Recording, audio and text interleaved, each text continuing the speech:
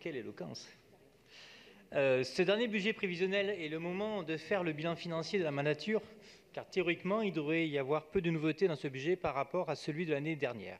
Un budget technique, comme on l'entend souvent, une simple reconduction de la stratégie de la mandature. Pourtant, il en est autrement, surtout dans la partie investissement. En effet, à l'écouter certaines interventions de ce matin sur notre amendement, qui suscite bien des discussions, il n'en est rien. Et pourtant, c'est assez paradoxal, car nous défendons le maintien de l'investissement tel qu'acté en 2014. Nous sommes cohérents, une fois de plus. Tout au long de la mandature, nous avons défendu cette stratégie d'investissement, critiquant aussi bien les gouvernements Hollande que les gouvernements Macron quant à la mise au pas des côtés territoriales. Revenons d'abord sur le bilan de ces 5 dernières années. La droite accuse notre majorité d'avoir augmenté la dette de la ville. C'est factuellement vrai, mais il faudrait avoir l'honnêteté intellectuelle de dire qu'une partie de la croissance de la dette est aussi due au choc budgétaire induit par les gouvernements successifs depuis 2014, de Hollande à Macron. Pour la première fois, la ville va même devenir contributeur net du budget de l'État. Et l'impact cumulé depuis 2014 dépasse le milliard, auquel il faudra ajouter le 1,7 milliard de dette sociale.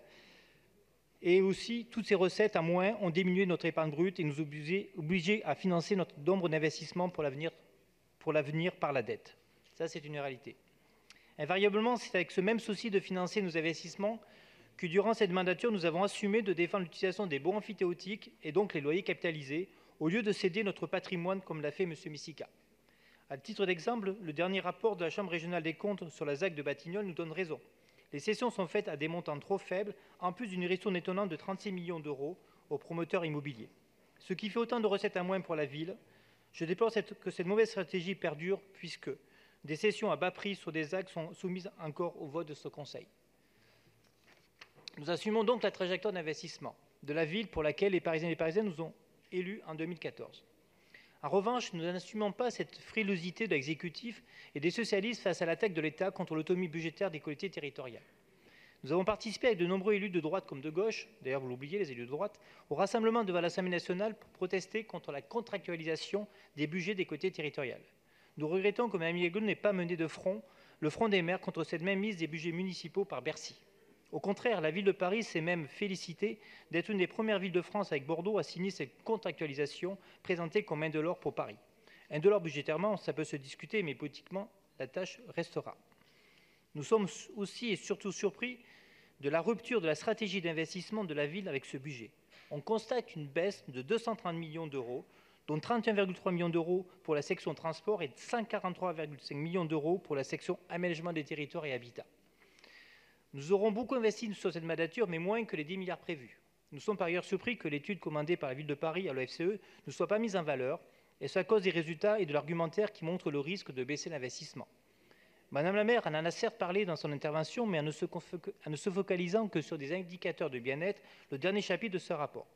Regardons ce que dit le deuxième chapitre de ce rapport. Malgré le désengagement de l'État auprès des collectivités territoriales, elle réalise près de 70% d'investissements publics civils. Selon l'OFCE, je pense que Paramount l'a lu, donc écoutez-moi, une baisse de l'ordre de 25% du volume annuel d'investissement sur la durée d'une mandature aurait des conséquences négatives pour l'ensemble de l'activité économique de la région, donc pas que Paris, la région, y compris Mme Pécresse, avec des destructions d'emplois de près de 50 000 équivalents temps plein et une baisse du PIB régional de 0,6% du PIB. Ici, la baisse prévue sur une année est de 13,5%. Donc si nous continuons cette stratégie, nous aurons une baisse du PIB par rapport à cela. Donc ce budget et sa stratégie d'investissement baisse marquent une rupture surprenante avec la ligne que nous avons toujours portée. Les écologistes ne défendent pas une logique d'investissement pour elle-même, comme le défend l'analyse keynésienne. Nous défendons l'investissement pour réaliser la transition écologique. Nous avons une autre définition du sérieux budgétaire. Ces mots valises que vous êtes nombreux à défendre dans cette Assemblée, à droite comme à gauche, comme M. Bournazel ou M. Ferraud, pour justifier des réductions austéritaires de dépenses de fonctionnement. Pour nous, le sérieux budgétaire signifie d'avoir un budget compatible avec nos objectifs politiques. L'objectif, vous le connaissez, éviter le chaos climatique. Vous en parlez beaucoup, toutes et tous, mais quand il faut passer aux actes, il n'y a plus personne. Mme la maire a elle-même terminé son intervention sur la dette écologique. Mais le budget qui nous est proposé est en baisse de 230,7 millions. Où est la cohérence? Quelle cohérence? Comme l'a dit ma collègue Fatoumata Koneh, nous avons, selon les scientifiques, 10 ans pour agir. 10 ans. C'est court, 2 mandatures. Nous n'allons pas attendre les prochaines élections pour agir. Nous devons agir tout de suite avec ce budget, d'où cette amende budgétaire de 80 millions d'euros. Le bleu-blanc climat nous montre que nous sommes très en retrait par rapport à ce que nécessite la situation écologique. Concernant l'énergie, il nous manque toujours le schéma directeur de l'énergie promis depuis 2 ans. Sans celui-ci, il est difficile de programmer tes investissements. Un exemple structurant, la CPCU et la stratégie de neutralité carbone d'ici 2050. Si nous voulons y parvenir, il faudra supprimer, outre le charbon, qui est encore acheté par la CPCU, trouver de nouvelles sources de chaleur comme la géothermie. Le bleu blanc climat ne hiérarchise pas les priorités. Par exemple, il met en avant, page 7, la récupération de la chaleur par les égouts. Mais l'objectif de 69 tonnes CO2 par an est ridiculement bas. Par contre, les données présentées dans le bleu plan climat montrent le décalage entre la réalité de la rénovation thermique et les objectifs du plan climat. Écoutez les chiffres.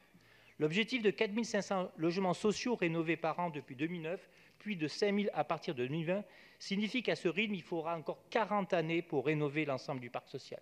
Et c'est encore pire pour le parc privé. Le dispositif Éco-Rénovons et Quad-Pro a permis la rénovation thermique de 3 929 logements par an, en moyenne depuis 2016. Mais à ce rythme, il faudra au moins 140 années pour assurer la rénovation thermique de la moitié du parc privé de la ville de Paris. Or, nous avons prévu la neutralité carbone en 2050, dans 31 ans. Où est la cohérence, encore une nouvelle fois? Les projections de construction à partir de la page 20 des opérations d'urbanisme à venir à Paris apparaissent comme une provocation dans ce bleu plan climat, notamment avec le projet Bercy-Charenton qui est cité, et ses tours.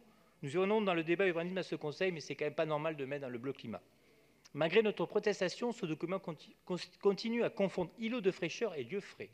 Malgré l'amendement voté au plan climat, il n'y a pas de 922 îlots de fraîcheur comme cité page 42. Un îlot de fraîcheur est un espace naturel qui génère de la fraîcheur naturellement, notamment grâce à l'évapotranspiration des arbres. Pourtant, ce même document reconnaît que les températures sont plus élevées au sein d'espaces fortement minéralisés, comme la riboisière, qu'au sein d'espaces végétalisés, comme le parc Montsouris. C'est marqué dans le rapport. Donc, même les rapports sont contradictoires en leur sein. Ce bleu plan climat n'est pas satisfaisant. C'est pourquoi nous nous réjouissons de la libération SG 69, sur laquelle mon collègue Jacques Boutot va intervenir et qui prévoit la mise en place d'une budgétisation verte avec la convention avec l'Institute for Climate Economics. Je rappelle qu'en avril dernier, il y a 8 mois, les scientifiques annonçaient que la Terre, notre planète, et je rappelle qu'il n'y a pas de planète de rechange, a entamé sa 6e extinction de masse. Vu cette annonce, ça devrait être la branle-bas de combat. Mais au lieu de cela, on s'attache à la dette financière, la seule que nous pourrons effacer. Car la dette environnementale que nous léguons à nos enfants, elle est ineffaçable. Nous avons déposé un amendement budgétaire fort modeste pour introduire un investissement sans rupture dans certains secteurs de la transition écologique. Nous espérons qu'il sera voté par chacune et chacun de nos collègues dans cet hémicycle pour voir la cohérence aussi. Comme nous savons que vous êtes tous sensibles, plus sensibles à la sobriété financière qu'à la sobriété écologique, nous nous proposons un amendement certes important, 80 millions d'euros, mais inférieur aux 230 millions d'investissements en moins, qui n'entraînera pas forcément une hausse de la dette, puisque pour certains, c'est quand même l'élément le plus important. Nous l'avons calculé en le montant de l'excédent brut de l'épargne brute prévue entre ce budget prévisionnel et celui de l'année dernière, qui était de 80 millions. Nous demandons par ailleurs la suppression de 2 autorisations de programmes contestées et qui feront l'objet de débats lors de l'élection municipale, celle de 1,6 million d'euros pour le projet Réinventer Montparnasse et surtout celle de 8,7 millions pour le projet urbain partenarial avec Citrus sur la gare du Nord. En contrepartie, si cela n'est pas suffisant, la section des recettes de fonctionnement est gagée sur l'augmentation des DMTO. Car il est important de flécher les recettes sur les investissements d'avenir, ceux qui préservent notre environnement et nos écosystèmes. Car à quoi bon rembourser une dette si la ville que nous chérissons n'est plus habitable? Nous proposons donc un amendement budgétaire de 80 millions d'euros. Il impacte la section d'investissement du budget primitif pour 2020 en réabondant de 20 millions le budget d'investissement transport. Pour permettre le renforcement du plan vélo, il réabonde aussi de 4 millions le budget d'investissement environnement pour la rénovation thermique des bâtiments de la ville, 36 millions la section aménagement des territoires et habitat pour venir en aide aux copropriétés privées et aux bailleurs sociaux pour la rénovation thermique, et enfin en réabondant de 20 millions d'euros la section aménagement des territoires et habitat pour accélérer la débitumation de la voirie. Un amendement raisonnable qui nous semble votable par tous les bancs de l'Assemblée, car il permet de maintenir une transition budgétaire et politique sur des investissements prioritaires entre ce vote budgétaire et celui de post-élection municipale, quelle que soit notre position sur le budget global. Mes collègues compléteront mon intervention, Joël Morel en présentant les autres vœux, Jacques Boutot sur l'idée budget vert avec le partenariat que j'ai cité tout à l'heure, et enfin Pascal Julien sur le budget de la préfecture de police. Merci de votre attention.